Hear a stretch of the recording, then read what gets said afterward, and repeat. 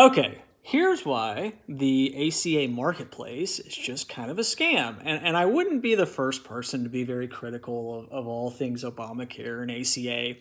I mean, the name itself, I kind of like equate to the Inflation Reduction Act because nobody really has any interest in any prices coming down whatsoever. And if you think about like obviously how all those risk pools got rejiggered post ACA, and actuaries just don't lose. I mean, health insurance is one of those areas where the cost of living and how outsized prices have become is pretty ugly, I would say. But even if you just focus on the exchange itself, I mean, the marketplace, it only captures like 25 million enrollees. So, said another way, most people actually get their coverage through their employer. That's especially true if the population is younger, because they are much more likely to be employed by somebody versus being self employed in general. Okay.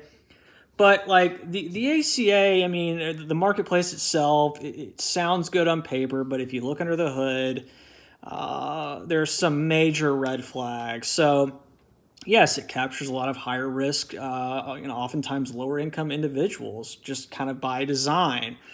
But like the way in which those premium tax credits are set up, right, and that's the foundation of the marketplace, it really does not benefit folks who are on the higher end of being broke, I would say. So, the way in which those things apply is a function of income. So the more you make, the less likely you are to benefit from a premium tax credit, which is meant to reduce your monthly premiums. So as an example, let's say I'm an individual who makes 400% of the federal poverty level, and I'm an individual.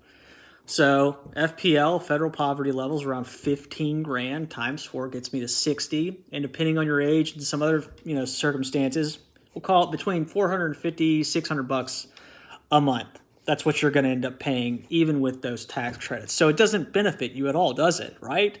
Yet more people have to tap it these days under those circumstances. So it's not helpful at all. And really, if you were to just think about that credit, it's a subsidy to health insurance companies. And it's all made worse by the fact that in this post-COVID world we found ourselves in, there's a lot more enrollees who are not actually claiming any benefits or using or accessing treatment at all. They're not filing claims at all, which is normal in a given course of the year, but it's very elevated post-COVID.